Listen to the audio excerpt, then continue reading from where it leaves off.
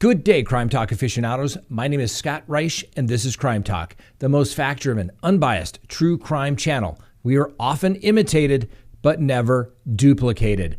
First on the docket, no charges for Chad Daybell in Arizona. Second, lawlessness in California coming to a neighborhood near you. R. Kelly wants his trial continued. Wait till you hear the reason why. A very dangerous individual is on the loose in Georgia. What happened to Summer Wells? A follow-up on a very bad man. And finally, our dumb criminal contestant of the day. Let's talk about it.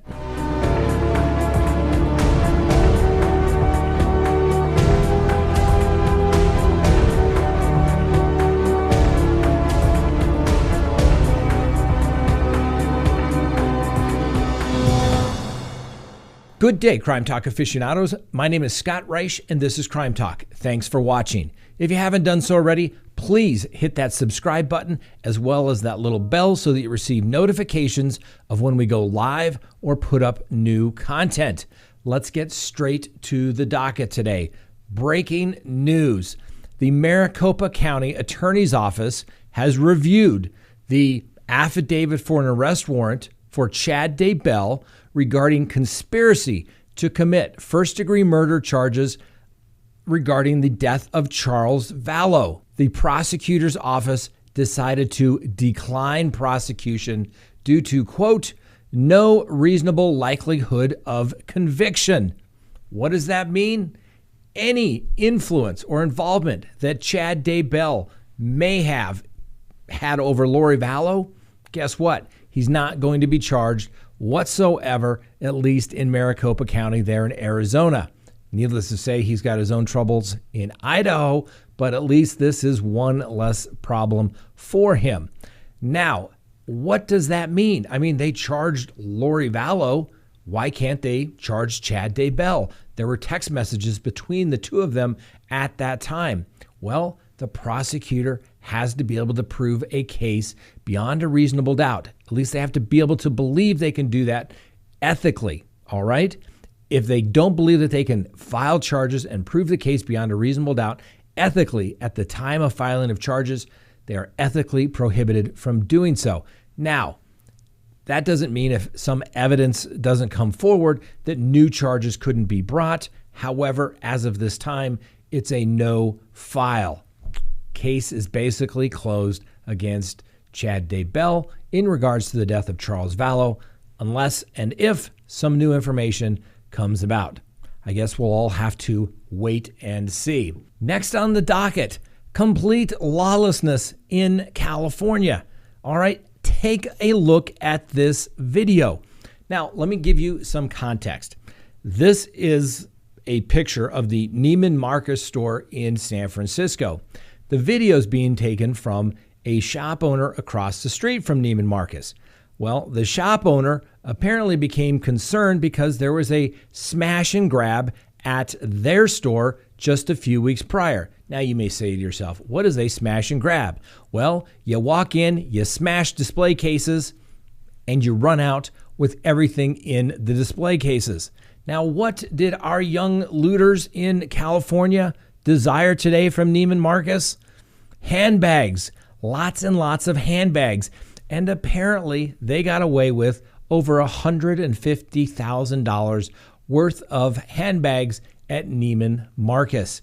How did they do it? They walked right in. What did they do? They walked right out. They got into cars and drove away. There were security officers there, but all they were doing was taking photographs. The suspects all had their face covered, so no identification. We all know that's required to prove a case, right? They have to prove that it was the defendant. Here, faces are covered, makes it pretty difficult. Security officers can't do anything. The policy of most corporations today is have no interaction with anybody because you don't want to harm somebody and get sued. So they simply watched. Now, the Chamber of Commerce is becoming concerned that maybe things aren't safe in California. Now, I admit it's been a little while, right? The world has changed, but I was in San Francisco in January of 2020, right before the pandemic. And I'm telling you, the place has turned into an armpit. And it's sad because it is a beautiful city, but it's becoming like Denver. Homeless people everywhere, junkies, human feces everywhere.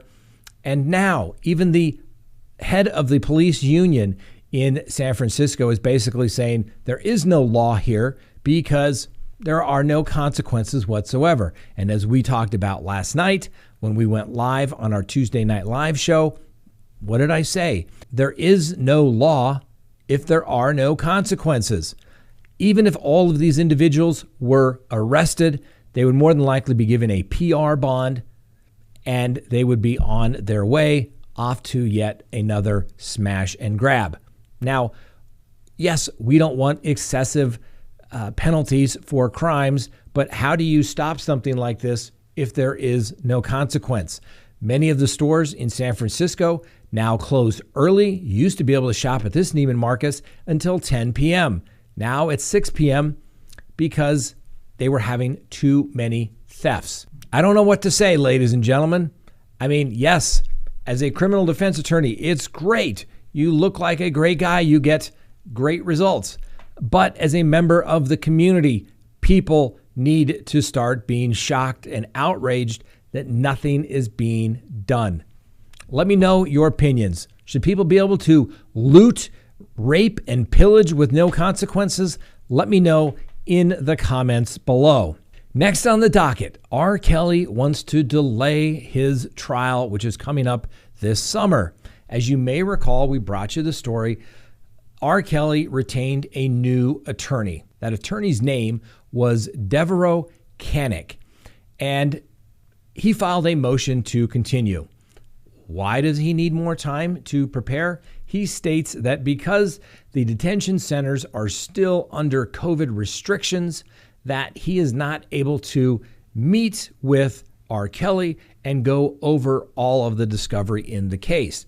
Now, Mr. Canick stated in his motion that he anticipated questions from the court. For example, when he took the case, you knew that there was a trial date set. You were asked that you could, in fact, take that date. He understood the scope of the work, but he states that he was restricted because of COVID, right?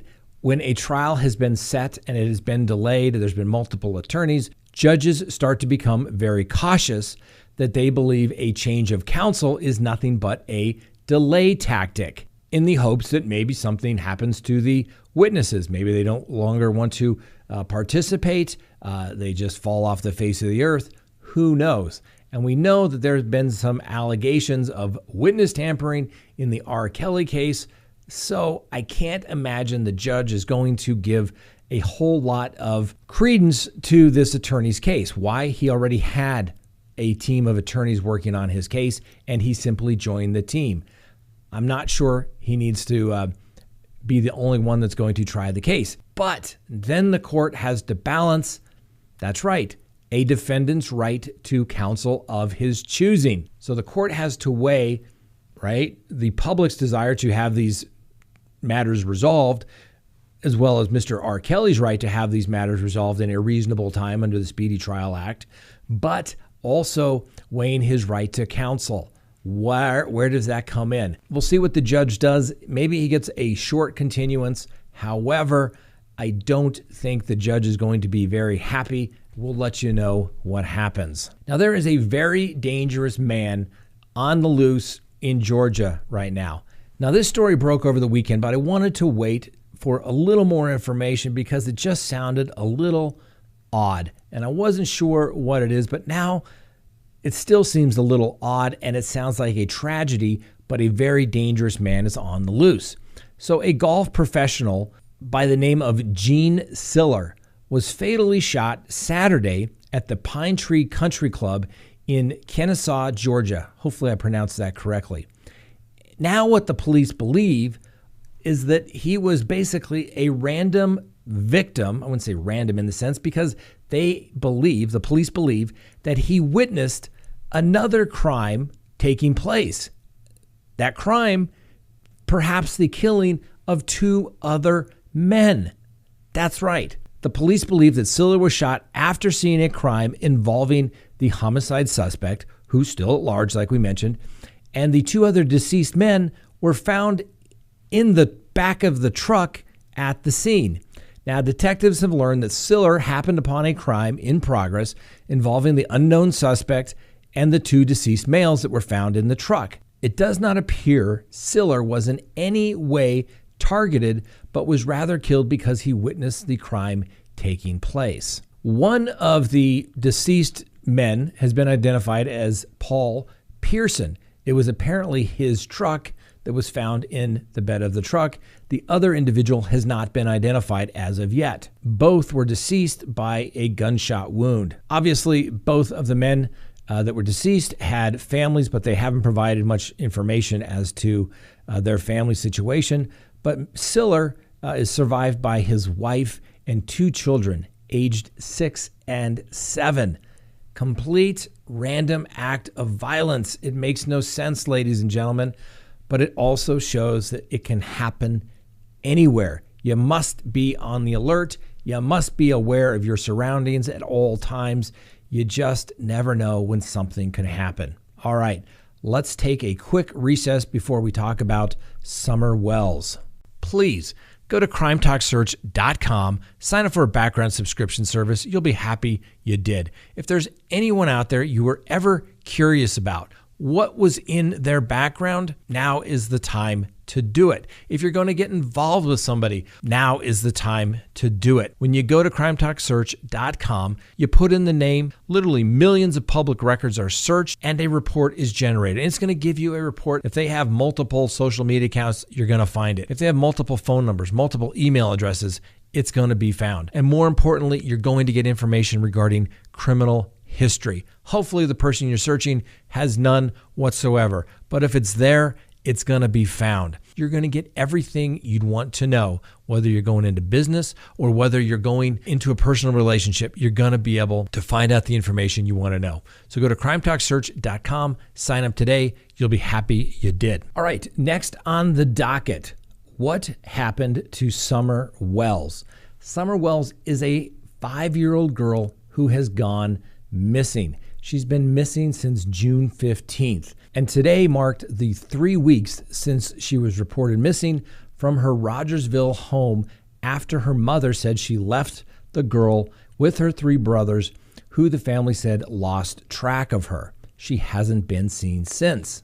Agents and detectives from the Tennessee Bureau of Investigation are investigating some 840 tips. The police have to investigate every tip. So they're asking that if people have something more than just gossip or speculation, that they should call 1-800-TBI-FIND, F-I-N-D, and they will investigate those tips. But they don't want to be burdened by basically gossip where they have to go investigate this stuff. So hopefully everyone is using the police resources wisely. Now, the investigators did state that they were looking for a potential witness, and they're not stating this person is a person of suspect in any way, but they believe a 1990 maroon or red Toyota Tacoma with a full-size ladder rack and white buckets in the bed may have seen what took place. Now, there's various theories that why the 3-foot-tall young girl who only weighs 40 pounds was missing. She was last seen wearing gray pants, pink shirt, and may have been barefoot. She has a close-cropped blonde haircut, possibly shorter than what appears in this picture right here. The police say they're not really sure what to think about her disappearance, and they are investigating all possibilities. Now, the parents both have a criminal history.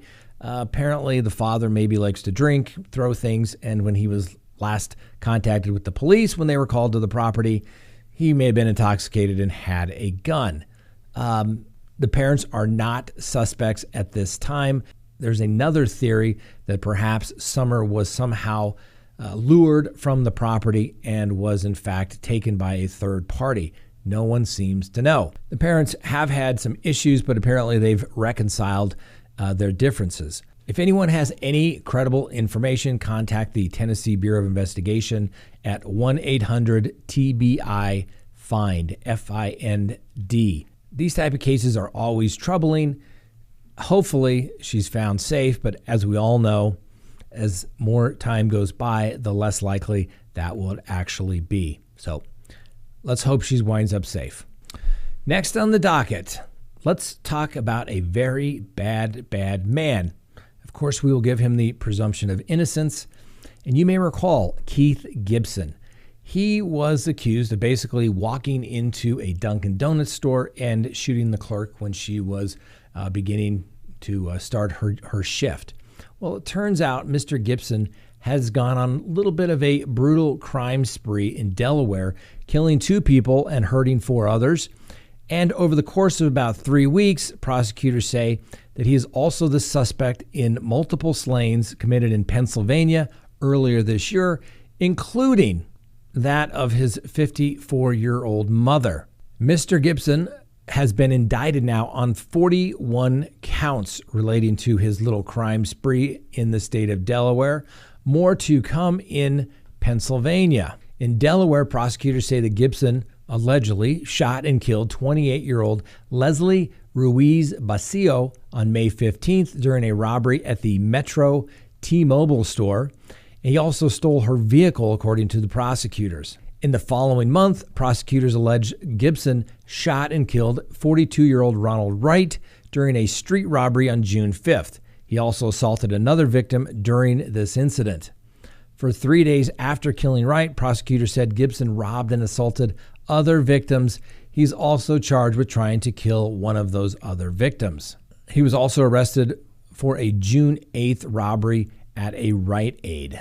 As stated, Gibson also has charges in Philadelphia, where police there believe that he shot and killed a 41-year-old woman in the head during a robbery as she opened up her Dunkin' Donuts store in North Philadelphia on June 5th. Of course, the police stated that they were investigating him in his role in 4 other killings, but apparently were unable to get enough evidence to establish probable cause for his arrest.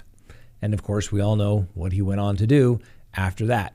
All right, we first brought you the story of Mr. Gibson about a month ago regarding the Dunkin' Donuts store shop. Thank goodness he was apprehended. Make sure he gets a fair trial, and then he needs to go to prison, probably for the rest of his life. It sounds like he is a cold-blooded killer. We'll see if the defense can come up with any sort of mitigation, perhaps mental health issues, who knows, but he is a dangerous man. I guess the big mistake Mr. Gibson made in this particular case is he didn't commit his crimes in New York or California, where he'd more than likely be released on a personal recognizance bond. Next on the docket, our dumb criminal contestant of the day.